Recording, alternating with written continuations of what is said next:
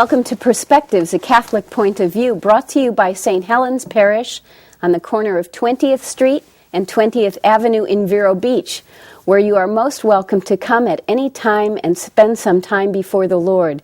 There are daily masses each day at 7:30 and 8:30, and 8 masses on the weekends, including a 4 and a 6 o'clock Saturday evening vigil mass, a 5 o'clock in the evening Sunday mass, which hosts contemporary Christian music that are appealing to the young folks and young at heart, and also a 7 p.m. Mass for our Spanish-speaking brothers and sisters. I'm Laurie Manhart, sitting in for Carolyn Dean, who is busy about graduate studies in theology. I have a special guest with us this day. I know some of you are in households in which one member of your family may be Jewish. We all have Jewish friends and perhaps family members, and for you, I think our guest today will be an exceptional treat for you. Roy Schoeman is a Jewish brother. He is a distinguished scholar. He is an author and a speaker. He attended the Massachusetts Institute of Technology and Harvard Business School, where he was on the faculty at the ripe old age of 30 years old.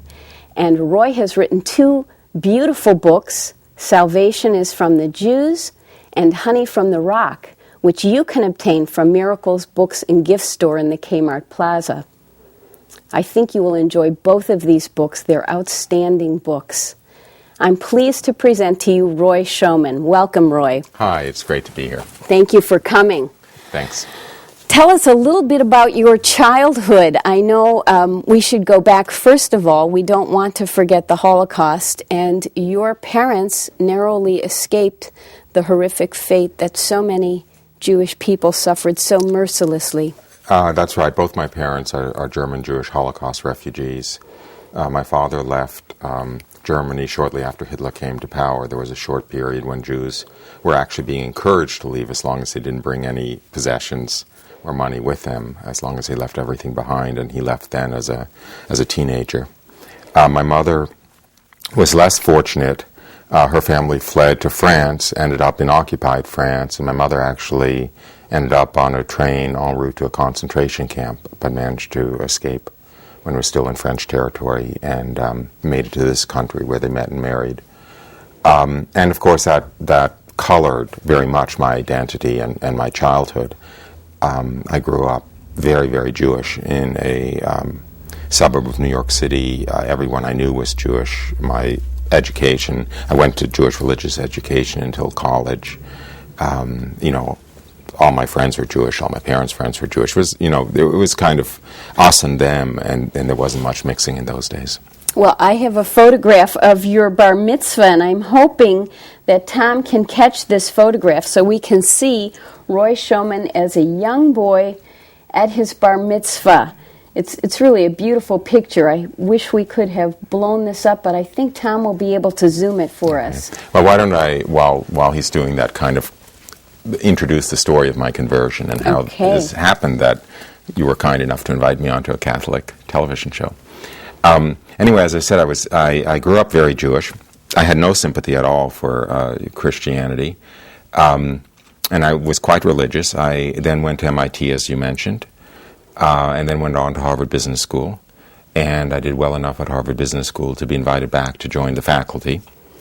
So, as you mentioned, I was on the faculty of Harvard Business School in my late 20s and 30, and that's really where, in some sense, my conversion story began, because what had happened was all my life, up until that point, I had known there has to be some real meaning and purpose in life, and someday, when I get older, I will come into that real meaning and purpose. As a child, I thought it would happen at my bar mitzvah. At the religious coming to age, I would come to know God, and He would reveal Himself to me, and that would be my entry into real life, into the real meaning of life. When that didn't happen, I pretty quickly started thinking the real meaning of life will come when I get a driver's license, or when I leave home, or when I get a girlfriend, or if I get into MIT, or if I get into Harvard Business School, or when I start my career. But of course all those events came and went, and there was still no real meaning or purpose to life. And here I was, a professor at Harvard Business School, which is more worldly success than I had ever anticipated. And yet there was still no real meaning to life. So I really fell into a real deep existential despair for the first time in my life. Ooh. And it was in that darkness that the Lord revealed himself to me and began the process of my conversion. But throughout this time, though, Roy, even after your bar mitzvah, you continued in Jewish religious education, and you discipled yourself to some very exceptional rabbis. That's right. I did continue Jewish religious education until college. Providence arranged for my Jewish formation to be under three rabbis who, basically between them probably were the three most prominent rabbis in the country in the second half of the 20th century, or the last decades of the 20th century. My hometown rabbi growing up was Rabbi Arthur Hertzberg, who was the president of the American Jewish Congress and frequent invitee to the White House, and a very big kind of political big shot Jewish rabbi. And then I discipled myself my last year of high school and beginning of college to Rabbi Shlomo Carlebach, who was a Hasidic rabbi. They're the ultra-Orthodox. Yes. Who, even today, and he passed away probably 15 years ago, has quite a large following. And you also traveled to Israel? I lived with Rabbi Shlomo Carlebach and traveled with him for a number of months, including a few months in Israel. And that was just before you entered college. And so the point that I think our viewers will want to know is that you were really a serious student of Judaism. You were not... That's correct. There are some people in America who are by culture or background a certain persuasion, but they have not studied it fairly, and you're not in that. That's right, and that is, it's very hard for Jews to accept when a fellow Jew realizes that Jesus was the Jewish Messiah and the Catholic Church really is the correct form of Judaism for this dispensation after the coming of the Messiah. And one of the accusations which is frequently hurled at them, it was even hurled at Edith Stein, is if they only really knew their Judaism, they wouldn't have to go seeking in Christianity. But that certainly wasn't the case with me. And you mentioned my book, Honey from the Rock. One of the Jewish converts in that book was Rabbi Israel Zoli. He lived in the middle of the 20th century. He was one of the three foremost Jewish scholar rabbis of Europe, in the 1930s and 40s. He was the chief rabbi of Trieste, which was one of the largest Jewish communities in Europe, and then he was the chief rabbi of Rome. This is not only Jews who aren't in touch with their Judaism who receive the grace of recognizing Jesus. Amen. Let's just break and listen to our sponsors for a moment, and we'll be right back.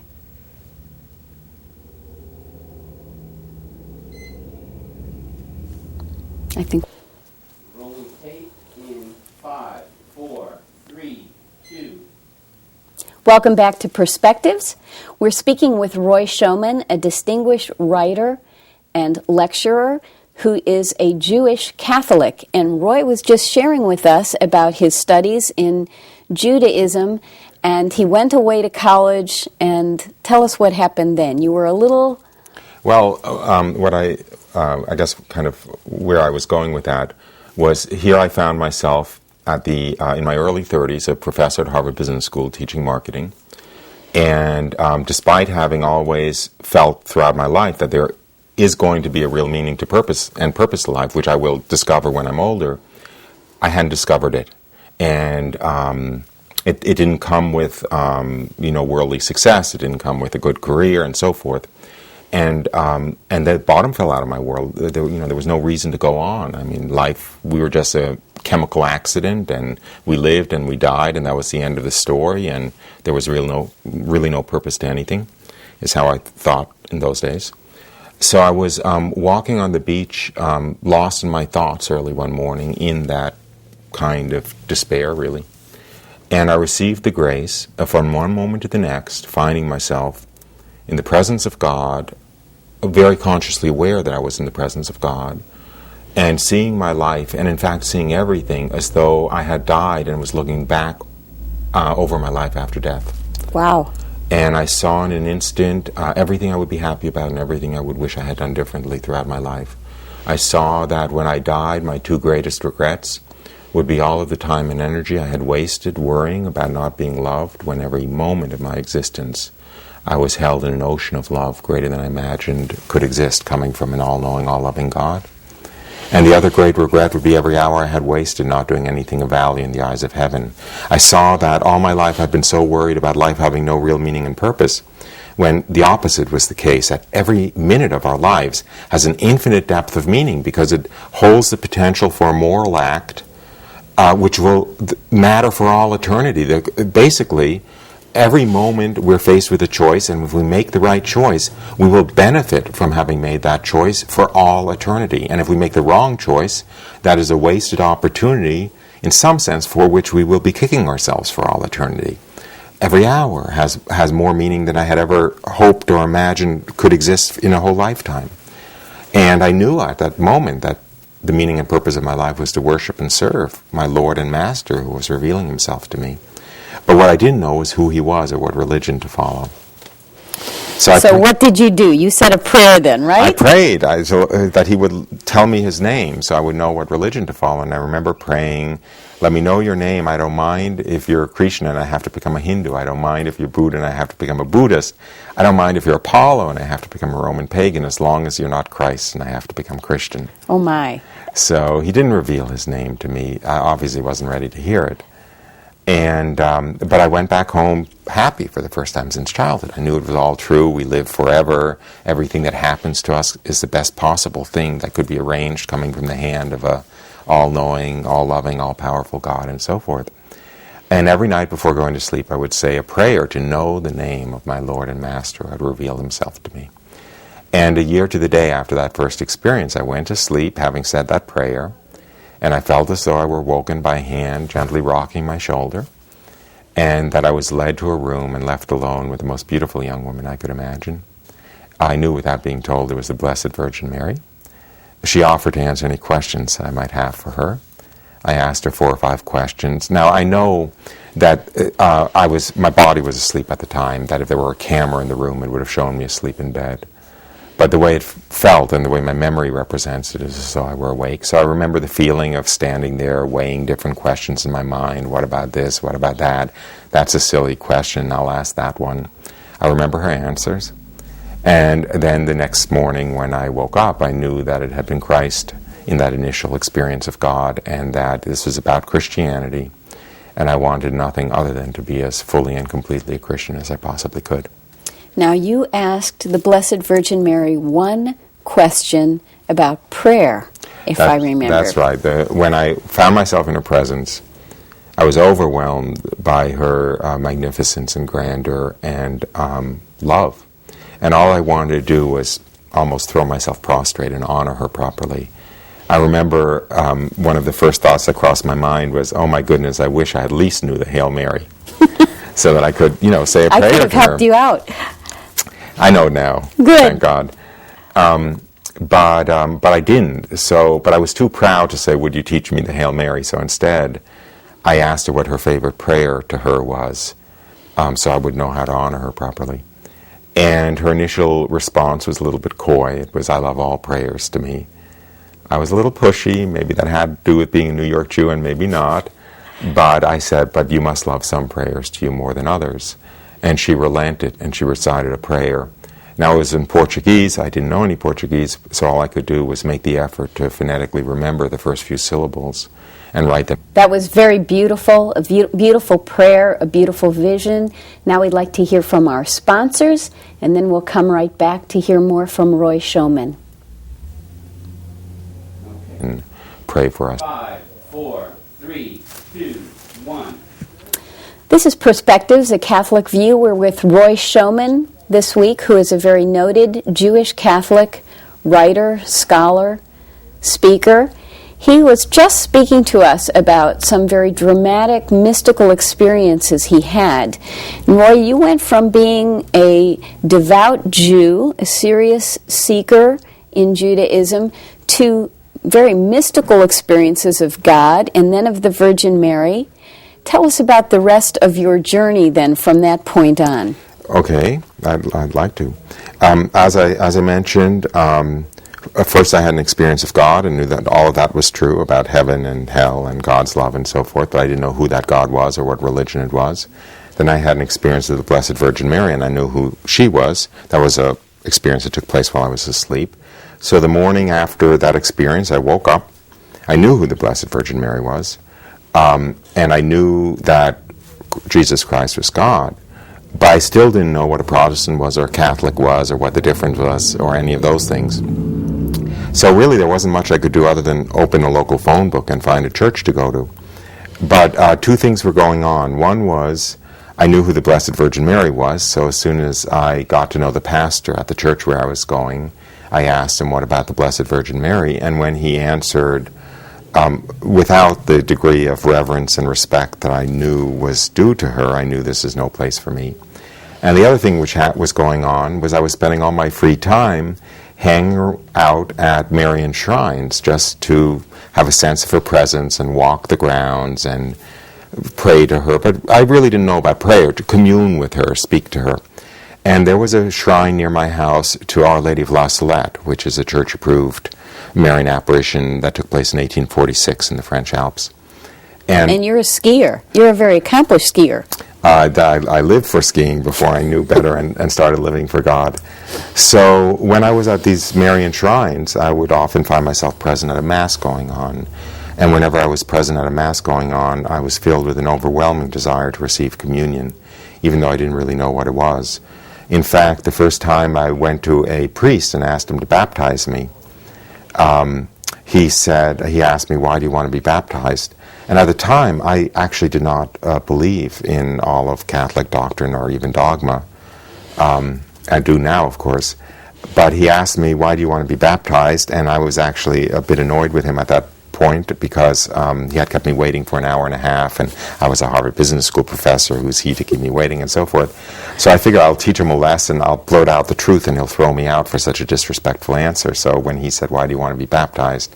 I said, because I want to receive communion, and you guys won't let me unless I'm baptized. But instead of throwing me out, he just nodded wisely and said, aha, that's the Holy Spirit at work. So those are the two things that led me to the Catholic Church, my understanding who Mary was and my love for her, frankly, and my desire to receive communion. And all I can say is I couldn't have been righter.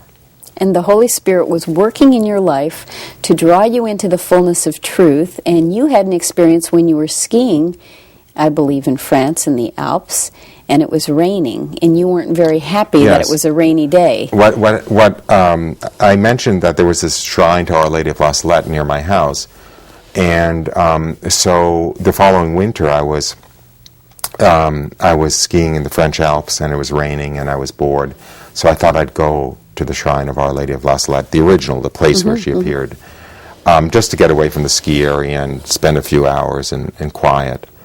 But when I went there, it ended up taking all day rather than just an hour because of the roads, and it was already sunset, twilight when I got there, and I asked if I could stay, and they have a retreat house I could stay overnight.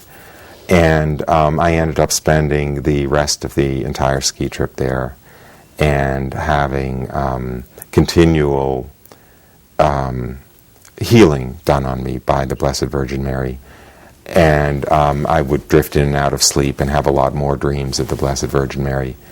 And even some rather odd circumstances in the outside, like I was taking a walk, it was a blizzard, there was 3 feet of snow on the ground, actually more than 3 feet of snow, probably about 8 feet of snow. And I passed this spot where the wind had swept a rock clear of snow, so I sat on the rock and was just looking down at my feet. And when I looked down at my feet, all of a sudden I saw there was a pink flower and a blue flower sticking their heads up out of the snow. Now, I had never heard of a miracle. I didn't know any. I just thought this was a natural phenomenon. They have some flowers that grow in the snow here. So that lunchtime, I went in. When I went to lunch, I asked the other pilgrims at my table, "What are these flowers that you have up here that grow in the snow?" And they just looked at me like I was nuts. Wow. And now I think obviously it was just a little sign of God's care for me. So you were really snowed in at the shrine, And first you couldn't ski because it was raining or it was a rainy day. Now you get to the shrine and it's snowing. That's right, and that was the mechanism God used to stick me there for the rest of the ski trip. Was actually it was snowing about 3 feet a day, and the road down from the shrine was closed because of avalanche danger, and then there were other things that happened that kept me at the shrine associated with the snow. Now, I think I remember you telling me, Roy, on an earlier occasion that you were a little bit disappointed at not having been able to ski on this trip. You wanted to go to the retreat house for a short period of time, but you didn't particularly want to invest I will tell you your that whole story. time. I've been avoiding it. Mea culpa, mea culpa, mea culpa. But I will tell you that story. I am a little shy about telling it in public, but of course there are only the two of us here, so I guess it's not really public.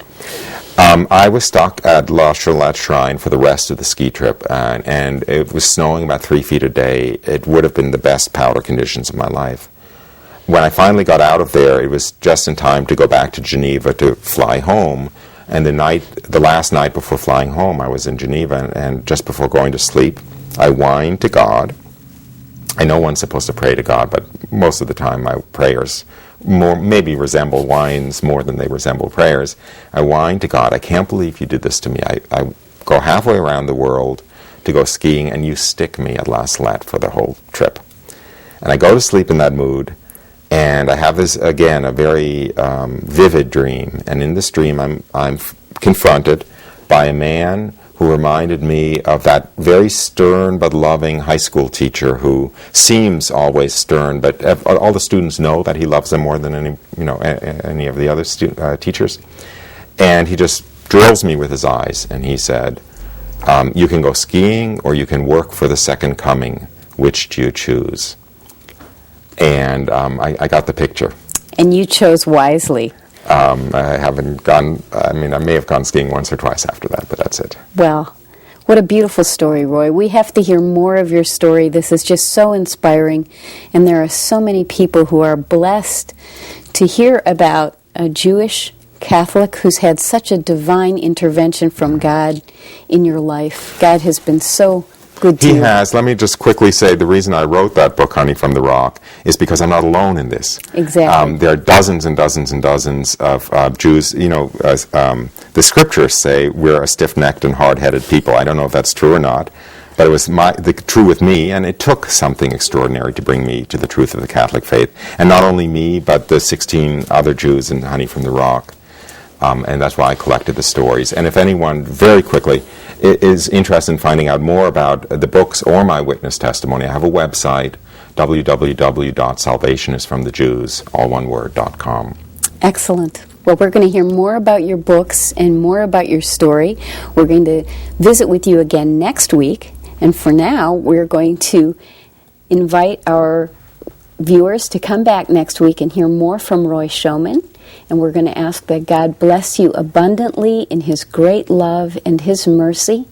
We ask that you would look in on our sponsors, and most particularly that you will find it in your schedule to get down to get a book, a copy of Salvation is from the Jews, and also a copy of Honey from the Rock.